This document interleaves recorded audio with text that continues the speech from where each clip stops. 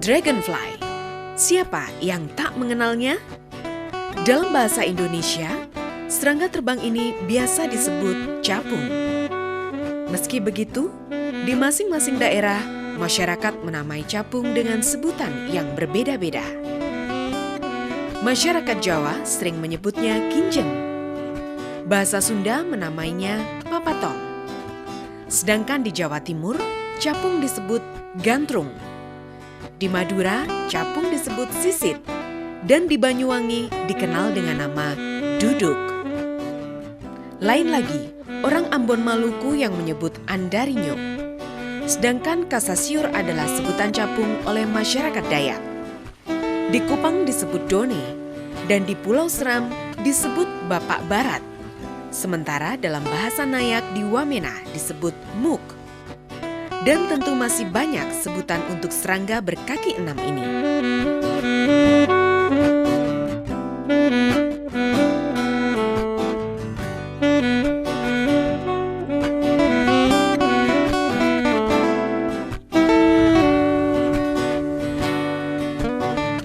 Namun nama-nama tersebut adalah nama secara umum.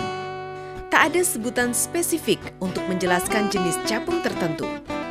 Padahal di planet bumi ini ada sekitar 5.680 jenis capung, di mana 15% atau sekitar 700 jenis hidup di Indonesia. Mereka tersebar di wilayah pegunungan, sungai, rawa, danau, sawah, hingga di pantai.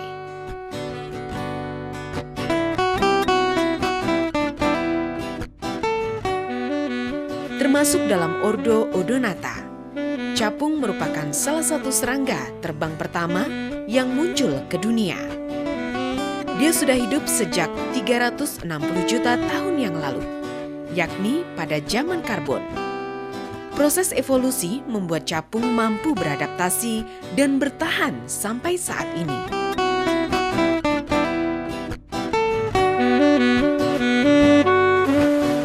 Tubuh capung terdiri dari kepala, dada, sayap, dan perut. Bagian perut memiliki 9-10 ruas dan diakhiri dengan embelan. Bagian embelan ini merupakan salah satu yang bisa untuk membedakan jantan dan betina. Capung jantan memiliki embelan berbentuk seperti kait panjang, sedangkan betina embelannya lebih pendek.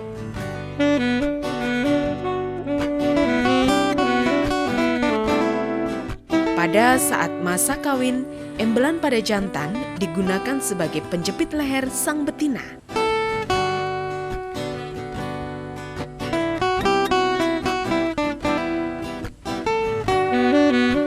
Capung memiliki 6 tungkai yang terdapat di bagian dadanya.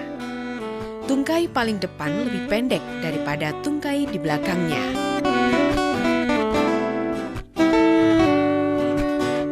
Matanya terdiri dari beribu lensa. Faktor inilah yang membuat capung sangat sensitif terhadap gerakan. Bahkan mampu melihat area 360 derajat di sekelilingnya. Apalagi capung bukan makhluk yang buta warna. Dua pasang sayap berada di punggungnya. Variasi pola jaring pada sayap menjadi salah satu pedoman penentuan jenis capung satu dengan yang lainnya.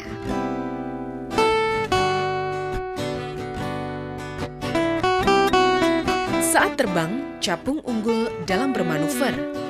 Ia mampu terbang ke segala arah dengan kecepatan tinggi dan dapat berubah arah dengan seketika. Ia juga mampu bertahan dari terpaan angin kencang karena dukungan bentuk tubuh yang aerodinamis dan sayap tipisnya. Kelihayannya dalam terbang bermanuver inilah yang menginspirasi Igor Swarovski ketika membuat helikopter untuk pertama kalinya di tahun 1939. Pada masa kawin, sepasang capung akan melakukan tandem. Sang jantan akan mengaitkan embelan di leher sang betina, sementara betina akan membengkokkan bagian perutnya ke atas, hingga ujungnya terkait pada organ genital jantan di ruas 1 atau 2.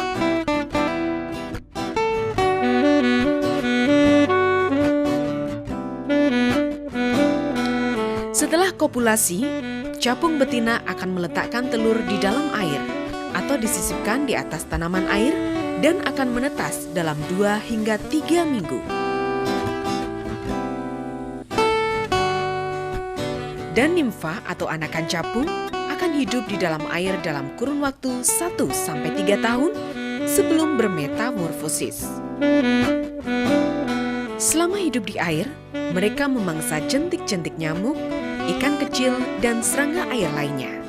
Saat hidup di air itu, nimfa akan berganti kulit 10 hingga 15 kali sebelum menjadi nimfa tua dan siap bermetamorfosa menjadi capung.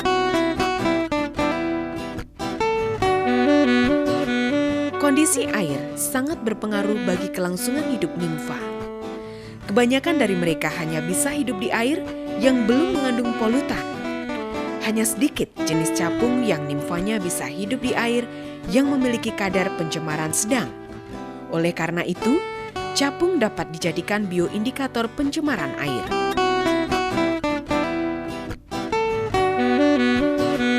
Nimfa yang siap menjadi capung akan memanjat batang tanaman air atau batu untuk mendapatkan sinar yang cukup. Nimfa akan merobek kulit tuannya dan menculah capung dewasa.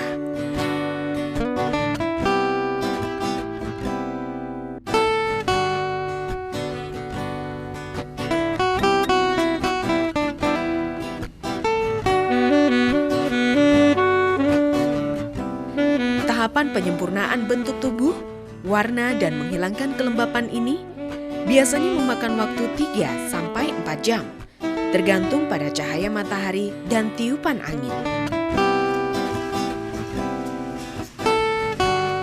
Secara umum, capung dibedakan dalam 2 subordo, yakni subordo Anisoptera atau dikenal dengan capung, dan subordo Zygoptera atau capung jarum. Pada capung, bentuk matanya menyatu. Sedangkan pada capung jarum, kedua matanya terpisah. Biasanya capung berukuran lebih besar dari capung jarum. Bentuk sayap depan capung lebih besar dibanding sayap belakangnya. Berbeda dengan capung jarum, di mana sayap depan dan belakang berukuran relatif sama besar. Sayap capung selalu terentang ketika hinggap.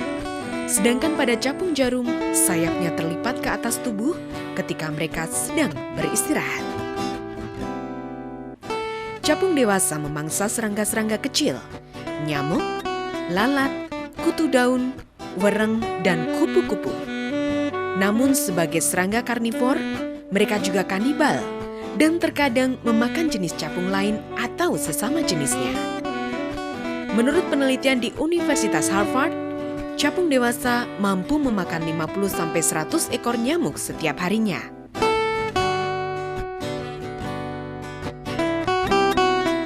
Sebagai predator, capung berperan penting dalam keseimbangan ekosistem, terutama dalam dunia pertanian. Mereka akan memangsa hama dan serangga pengganggu tanaman.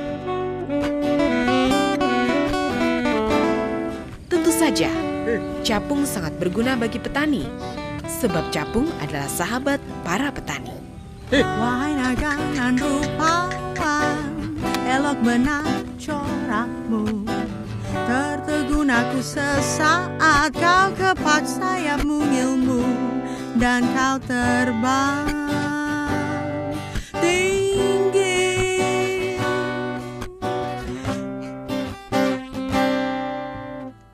Sejenak kau pun datang kembali menghampiri, mengembang senyum ini melihat kau menggoda dengan tarianmu.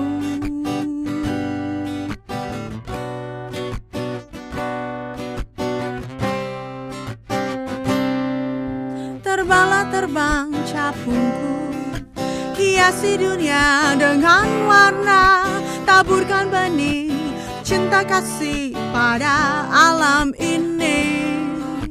Terbanglah terbang duhai capung, anggun menjelma primadona. Biarkan semua yang melihat mengecap arti sebuah keindahan.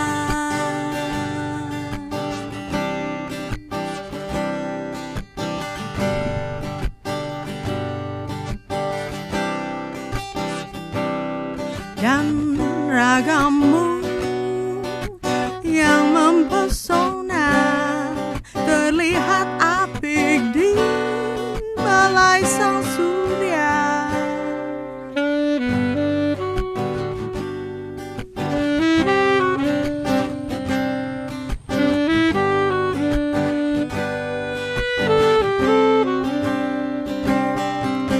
Terbanglah terbang capungku, hiasi dunia dengan warna, taburkan benih cinta kasih pada